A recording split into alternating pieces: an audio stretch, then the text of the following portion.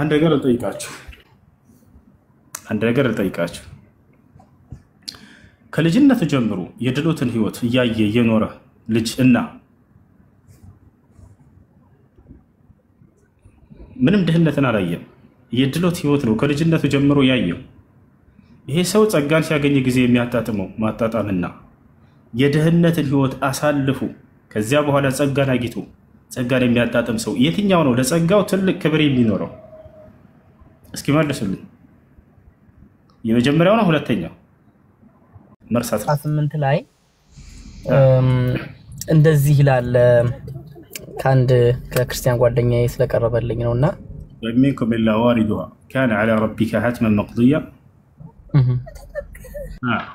እሺ وإن منكم إلا واردها ጥያቄው ጨርሳ አንተ በቃ አሰደኝ ሳልገባኝ ነው እሱ وإن منكم إلا واردها إلى الله سبحانه وتعالى كأنانت አንድም የለም ወደ እርሷ ወራጅ ቢሆን እንጂ አለ ثم ننجي الذين اتقوا ከዚያም እነዚያን የተጠነቀቁትን ወይንም እኔን አላህን ቢፈሩትን አድናቸዋለሁኝ አለ ወነዘሩ الظالمين فيها جثيا በእርሷ ውስጥ እነዚያን በዳዮችን ወይንም በክህደት ነፍሳቸውን የበደሉትን የተንበረከኩ ሆነው ተዋቸዋለሁኝ አለ ነብያችን ሰለላሁ ዐለይሂ ወሰለም በራሳቸው ናቸው ይሄን የቁርአን አንቀጽ የፈቱት ሌላ ማንም አይደለም ምን ማለት ነው ወደ እርሷ መውረድ ሲባል እዚህ ቦታ ላይ ሲባል ጊዜ አይ المرور على الصراط በሲራጥ ላይ ማለፍ ማለት ነው አሉ ከእናንተ ማንም የለም በሲራጥ ላይ የሚያልፍ ቢሆን እንጂ ማለት ነው እዚህ ጋር በምን ይተረጉሙታል ቅዱስ ወደ ጀሃነም መውረድ ነው መግባት ነው ይላል ጀሃነም ውስጥ ገብታችሁ ከዚያ በኋላ ነው አላህ የሚያወጣችሁ ይሉናል የማን ተፍሲር ነው የራሳቸው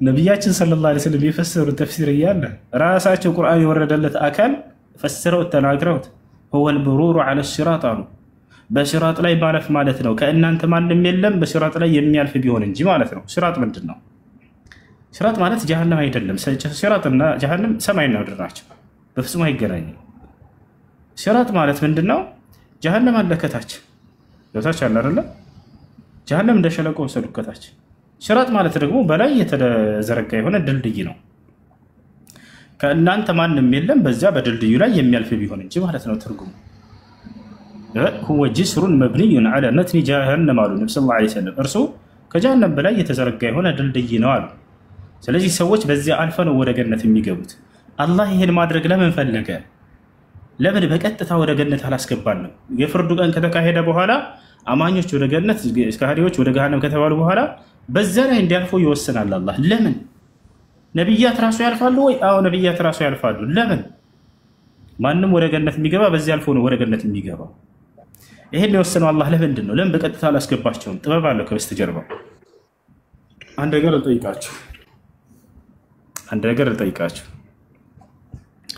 ከልጅነቱ ጀምሮ የድሎትን ህይወት እያየ የኖረ ልጅ እና ምንም ድህነትን አላየም የድሎት ህይወት ነው ከልጅነቱ ጀምሮ ያየው ይሄ ሰው ጸጋን ሲያገኝ ጊዜ የሚያጣጥመው ማጣጣምና የድህነትን ህይወት አሳልፉ ከዚያ በኋላ ጸጋን አግኝቶ ጸጋን የሚያጣጥም ሰው የትኛው ነው ለጸጋው ትልቅ ክብር የሚኖረው? እስኪ መልሱልኝ። የመጀመሪያው ነው ሁለተኛው? የትኛው ነው? የጸጋን በድህነት ያደገው ልጅ አያችሁ አይደል? አላህ Subhanahu Wa Ta'ala መጀመሪያ የጀሃነምን አደገኛነት ከምን አይነት ቅጣት እንዳመለጠን እንድናውቅ ዘንድ ያችን በጀሃነም አፋፍ ላይ አሳልፎ ከታች ጀሃነም እንድናይ ወሰነ። በቀጥታ ጀነትን ቢያስገባን ኑሮ ጀሃነምን ሳናየው ነው ቀጥታ ጀነት የገባን። ነገር ግን ጀነት ስንገባ ጊዜ ሁሌ እናመሰግነዋለን። ጌታችን አላህ ሆይ ከምን አይነት አደገኛ ቅጣት ነው ያዳንከን ብለን ሁሌ ያንን እያስታወሰን አላህ Subhanahu Wa Ta'ala ከቅጣቱ እንዳዳነንና ጸጋውን እንዳሳየን እና ያመሰግነን እንኖራለን። ከታች አላለም። ለዚህ ነው አላህ Subhanahu Wa Ta'ala ያንን ያደረገው ነብያት ሁሉ እንዳዩት በቃ ወስኗል። ለዚህ ነው እና ነብያችን ሰለላሁ ዐለይሂ ወሰለም ያን ቁርአን አንቀጽ ራሳቸው ናቸው የፈቱት። هو المرور على الصراط እርሱ በሲራጥ ላይ ማለፍ ማለት ነው ብለው ተናገሩ። ከዚያ እንዳውም መጀመሪያ ስለሚያልፉት ተናገሩ። የመጀመሪያዎቹ ኃላፊዎች ልክ እንደ መብረቅ ያልፋሉ። አንዴ ቦግ ብሎ ልም እንደሚል ፍጥነታቸው ማለት ነው። ከዚያ ልክ እንደ ንፋስ ፈጥነው ያልፋሉ። ልክ እንደ ፈጣን ፈረስ ጋላቢ፣ ልክ እንደ ፈጣን ሯጭ ልክ ቀስ እያለ እንደሚሄድ ልክ እየተንፏቀቀ እንደሚሄድ እያሉ ያስተላለፋቸውን ስርዓት ሁሉ ገለጹ። እንደ እምነታችሁም ደረጃ ታልፋላችሁ በእርሱ ላይ አሉ።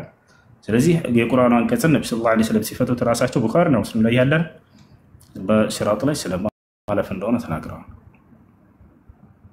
ግልጽ መሰላድን ታላ በራሱ እየማለ ነው። በርካታ ቦታ ነው ስለ ብቻ አይደለም። ፈወረቢከ ይላል። ፈወረቢከ አላህ ሱብሓነሁ ወተዓላ ከባድ የሆነ መልእክት ሊያስተላልፍ ሲፈልግ ጊዜ በራሱ እየማለ ይነግረናል። ፈወረቢከ ለነሕሹረነሁም በጌታህ እምላለሁኝ እንሰበስባቸዋለን ይላል። ከሃዲያኖችን እንደሚሰበስባቸው ነገ ትንሣኤ ቀን ከቀብራቸው አስነስቶ ለፍርድ ቀን እንደሚያቀርባቸው እየተናገረ ነው አላህ ሱብሓነሁ ወተዓላ። እና የቅሲሙ አላህ ሱብሓነሁ ወተዓላ ቢነፍሲሂ ቢዛቲሂ አላህ ሱብሓነሁ ወተዓላ በራሱ ይምላል። እሺ በያዕቆብ ክብር ይምላል። በያዕቆብ ክብር እምላለሁ እያለ በያዕቆብ ክብር ይምላል። በፍጡር ማለት ነው። ምናልባት ቁርአን ላይ አላህ ሱብሓነሁ ወተዓላ ወሸምሲ ወዱሃሃ ወዱሃ ወነጅሚ እያለ የማላቸውን እያነሱ ጓ ካሉባችሁ እግዚአብሔር በያዕቆብ ክብር ይምላል። አንዴ ላሳያችሁ። በያዕቆብ ክብር እምላለሁ እያለ ይምላል። እሺ ሜሪ ጥያቄ አለሽ? እግዚአብሔር በያዕቆብ ክብር እንዲህ ብሎ ምሏል። ስራቸውን ሁሉ ለዘላለም ምንም አረሳ። እግዚአብሔር በያዕቆብ ክብር ይምላል። እሺ ጥያቄ አለኝ። አሞት ምዕራፍ 8 ቁጥር 7። እሺ ጥያቄሽ ምንድነው? ጥያቄ ስለ ኒካህ ነው።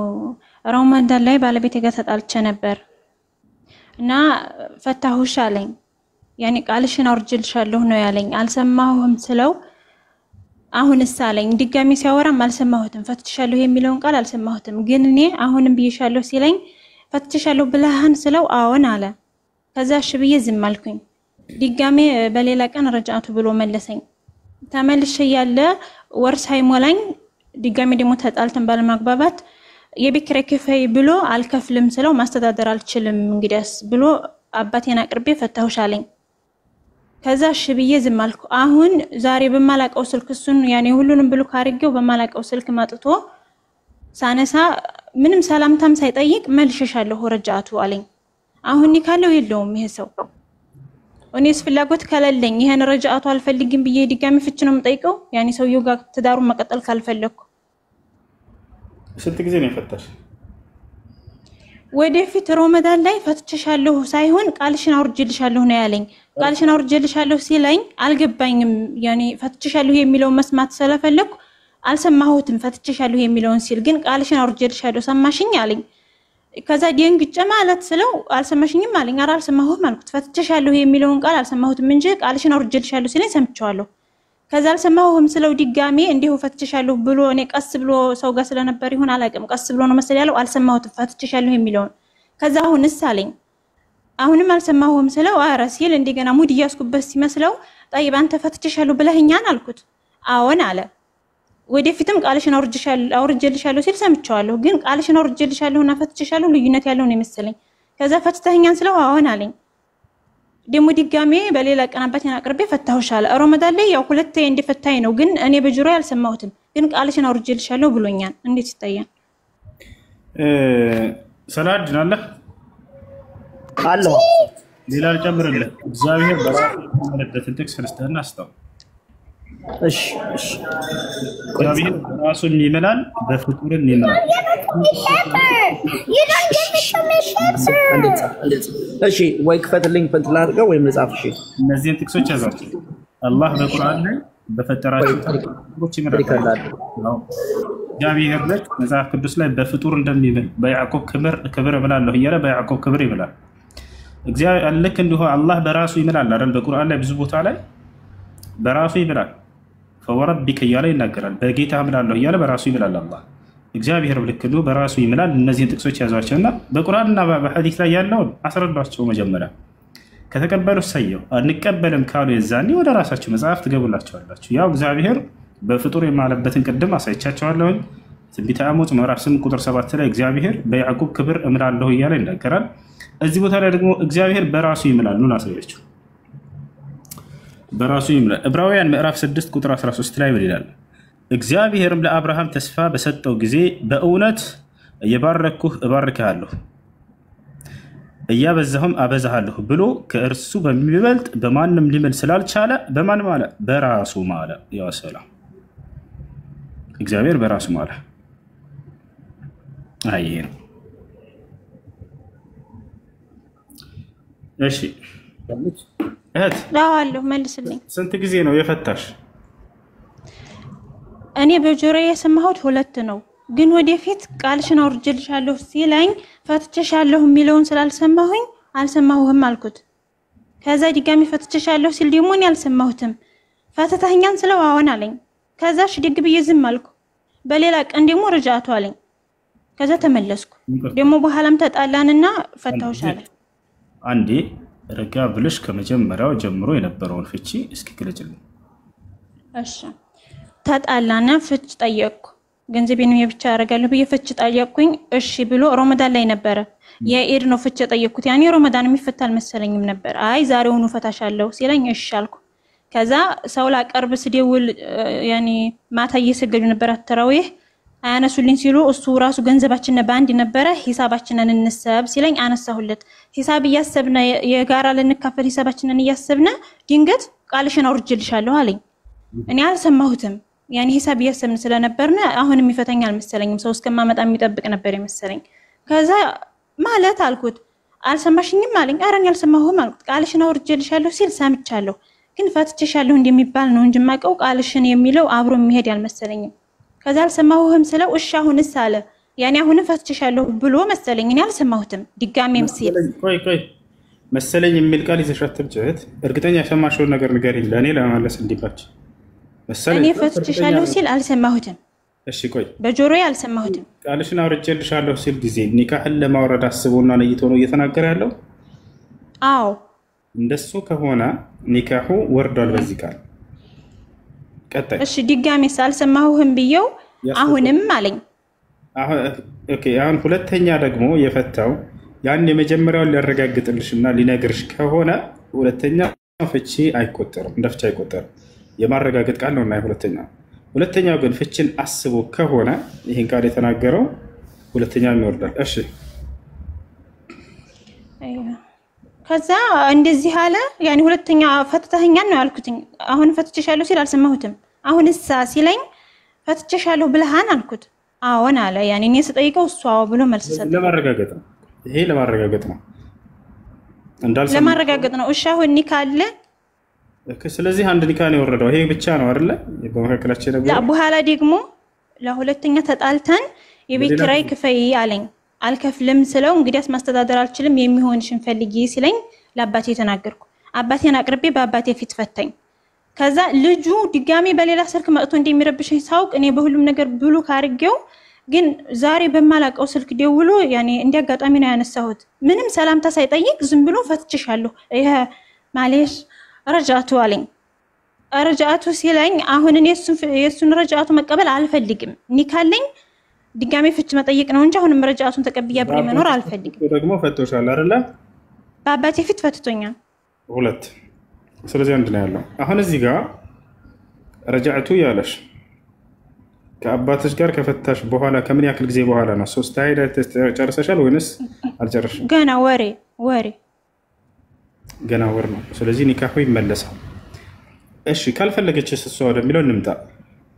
በመጀመሪያ ኒካሁ የሚመለሰው ባል ሚስቱን ከፈታት 3 ሀይድ እስክታይ ድረስ ባለው ጊዜ 3 ኒካ እስካልጨረሱ ድረስ የመመለስ እድሉ ደርሶ ነው። ከ3 ሀይድ በኋላ ከጨረሰች በኋላ ግን የእርሷ ሐቅ ነው። ከዚያ በኋላ እስከ ዘላለም አልፈልግም ካለች መብቷ ነው። 3 ኒካ ባያልቅ ራሱ ማለት ነው። ታቻለ አይደለ? ነገር ግን 3 ሀይድ ሳይጨርስ ከሆነ የእርሷ ሐቅ ነው። እዚህ ቦታ ላይ እሺ በ3ቱን ሀይድ ሳትጨርስ በፊት ረጃዕቱ ብሏት መልሻለሁ ብሏት መመለስ ካልፈለገችስ ይሄ ሰውዬ ለትዳሩ እንደማይሆናት ካወቀች እነዚያ የነበረበትን ችግር ሊያስተካክል እንደማይችል ከተረዳች የግዴታ በቃ ተመልሷልና ተገዳ መኖር አለባት? ላ የለባት። አይ ከአንተ ጋር እኔ ለመኖር አያስችለኝም ብላ ያን ነገር ትነግረዋለች፣ በመካከላቸው ያለውን ችግር። ከዚያ በኋላ በቃ ፍታይ 3ኛው ነው መኖር ካልፈለገች መጣ። ያኔ አሁንም ፍች መጠየቅ እችላለሁ 3ኛውን። እኔ አብሬሱ ጋር መኖር አልፈልግም።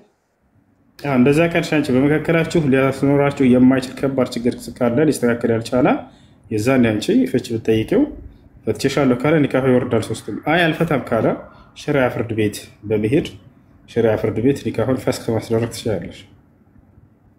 አንቺ መሄድ ካልቻልሽ አሁን እኔም የተፋታሁትኝ ያኔ በራሴ ምክንያት ነው እሱ የሚያደርገው። የቤት ኪራይ ክፈይ ሲለኝ አልከፍልም ብዬ ነው። አሁን እኔ በዚህ ላይ ሐራም ሆኖብሻል ነው የሚለኝ። ግዴታ ሻንጣ ስላለብሽ ኢጃዛ ቤት እኮ መክፈል ያንቺ ግዴታ ነው የሚለኝ። እኔ ደግሞ እንደዚህ ብዬ አልቀመጥም። ለሻንጣ መክፈል ካለብኝ ራሴን ችዬ እከፍላለሁ እንጂ ባልይዤ ትዳር ይዤ የቤት ኪራይ አልከፍልም አልኩ። ለኔ ይሄ ሐራም ነው እንዴ? የቤት ኪራይ መክፈል ያለበት ባል እንጂ ሚስት አይደለችም። እሷ ነች ያገባችው ነው የጉድ ሀገር። እሷ ነች እንዳያገባቸው እንዴ? እሱም ትዳር ሄዶ ጠይቆ አግብቶ ሁሉም ብሎም የቤት ኪራይ ክፈይ ምናምን ይሄ ስህተት ነው። ማስተዳደር ቤት ማሟላት ያለበት የሚበላ የሚጠጣ የሚለበስ ማንኛውም ነገር ማሟላት ያለበት ባል ነው። አምላክ አላህ ሱብሓነሁ ወተዓላ ይሄን በሱረቱ ኒሳ ላይ ሲናገር ምን አለ? الرجال قوامون على النساء ወንዶች የሴቶች አስተዳዳሪዎች ናቸው አለ። ነብያችን ሰለላሁ ዐለይሂ ወሰለም ጋር አንድ ወጣት ሰው መጣና ጠይቃቸው። جاء رجل الى النبي صلى الله عليه وسلم وقال يا رسول الله هل لزوجاتنا علينا حقا؟ فقال له النبي صلى الله عليه وسلم نعم أن تطعمها إذا طعمت وتكسوها إذا اكتسيت ولا تضرب الوجه ولا تقبح وألا تهجرها إلا في البيت.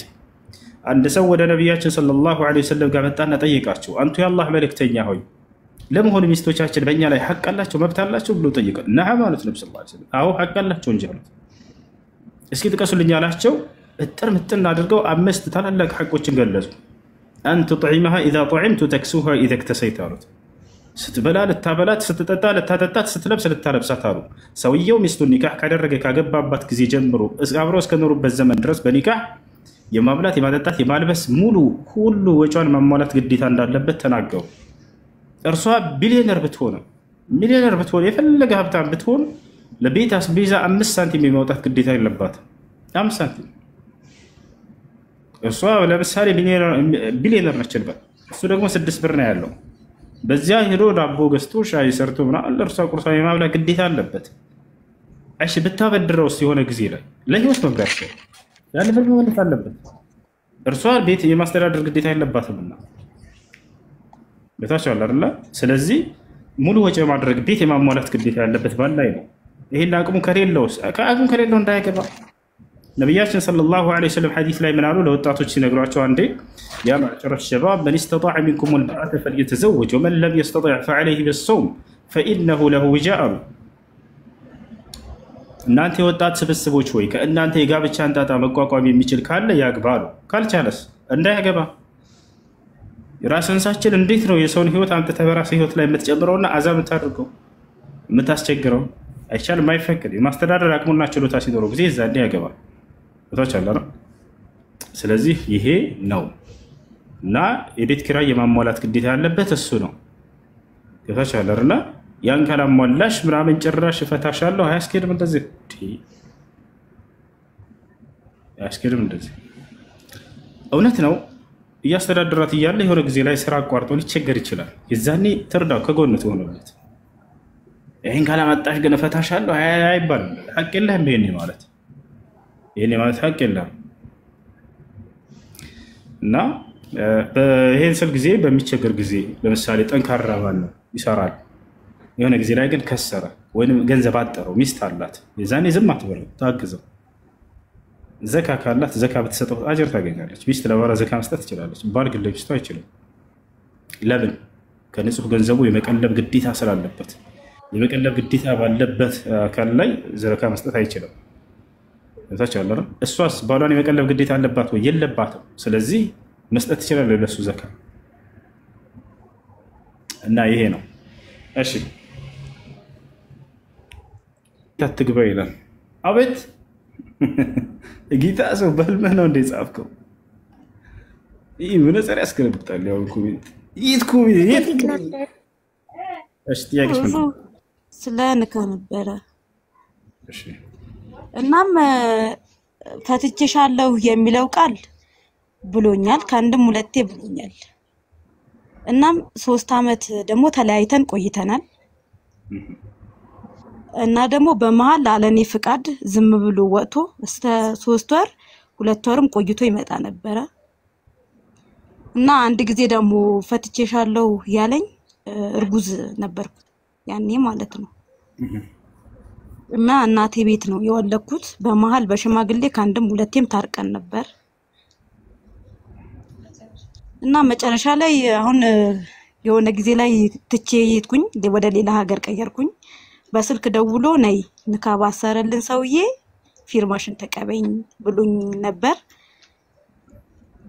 እና አሁን ላይ ደግሞ ፊርማ አልሰጥሽም እናም አልፈታሽም አቅሜ እስከሚችል ድረስ እጠብቅሻለሁ ጠብቁኝ እሺ ስንት ጊዜ ነው ፈታኝ ነው ያልሽው ሁለቴ ማስታውሰው ሁለቴ ነው እሺ ሁለት ጊዜ ፈትቶሻል አው በስልክ ደግሞ ነይ ስልክሽን እንትንሽን ተቀበኝ ኒካሽን ተቀበኝ በሽማግሌ በንካባ አሰረልን ሽማግሌ ፊት ብሎኝ ነበር ሩቅ ነበርኩኝ ያኔ ለመሄድም እንትን አላልኩም ከዛ በኋላ ደግሞ እንደዛ ብሎኛል ስል አላልኩም ማለት እሺ ግን ለስተሽ ወረቀቱን ነይ ብሎ ምንም አልፈታሽም ፈትቼሻለሁ የሚለው ቃል ሁለቴ ብሎኛል ብያለሁ እና አለኔ ፍቃድም 3 ወር 2 ወር ይቆይ ነበር ብያለሁ 3 አመት ደግሞ አሁንም ተለያይተን ያለነው ስለዚህ ሶስተኛው ኒካህ አላወረደም ፈትቼሻለሁ አላለም ወይንም የፍቺ ወረቀት ጽፎም አልሰጠሽም ጽፎም አልሰጠኝም ሶስተኛም አላለኝም